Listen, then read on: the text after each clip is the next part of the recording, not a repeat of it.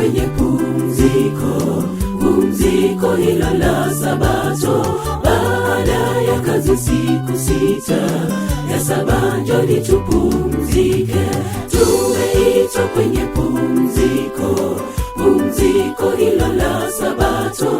Baada ya kazi siku 6, ya saba njoni tupumzike. Sabato ni kusherekea na kumpa sifa Mungu wetu alituletea wokovu. Tushangilie pumzikoni. Sabato ni kusherekea na kumpa sifa Mungu wetu alituletea wokovu. Tushangilie pumzikoni, tukikumbuka umbali. Sabato ni ya raha, tukikumbuka umbali. Sabato ni ya raha. Tukutane na Mungu ili tuzungumze naye, siku yenye mibaraka, Sabato yake Muumba. Tukutane na Mungu ili tuzungumze naye, siku yenye mibaraka, Sabato yake Muumba. Aliagiza Mungu wetu tupumzike. Sabato itadumu milele juu mbinguni. Aliagiza Mungu wetu tupumzike. Sabato itadumu milele juu mbinguni.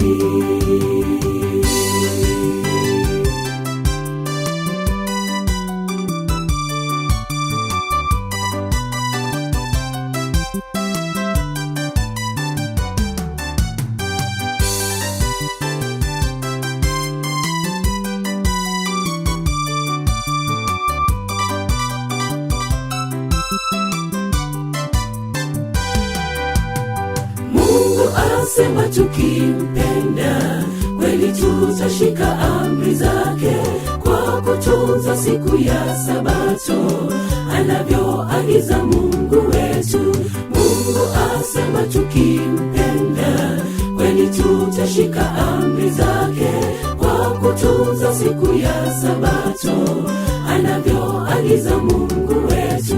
Sabato ni ishara kati yetu wanadamu naye Mungu, ndani agano la milele.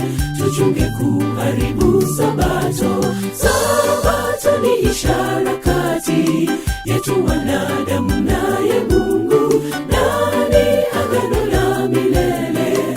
Tuchunge kuharibu Sabato, maana mwana wa Adamu ni Bwana wa Sabato.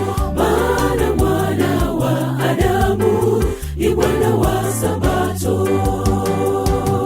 Njoo tukutane na Mungu ili tuzungumze naye, siku yenye mibaraka, Sabato yake Muumba. Njoo tukutane na Mungu ili tuzungumze naye, siku yenye mibaraka, Sabato yake Muumba. Aliagiza Mungu wetu tupumzike. Sabato itadumu milele juu mbinguni. Aliagiza Mungu wetu tupumzike. Sabato itadumu milele juu mbinguni.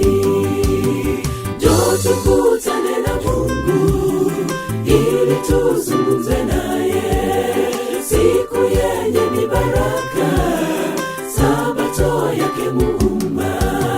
Njoo tukutane na Mungu ili tuzungumze naye, siku yenye mibaraka, Sabato yake Muumba. Aliagiza Mungu wetu tupumzike. Sabato itadumu milele juu mbinguni. Aliagiza Mungu wetu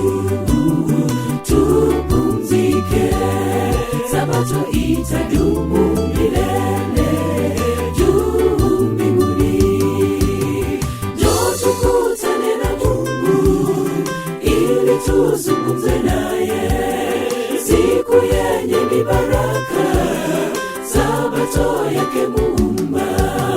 Njoo tukutane na Mungu ili tuzungumze naye, siku yenye mibaraka, sabato yake Muumba. Aliagiza Mungu wetu tupumzike, sabato itadumu milele.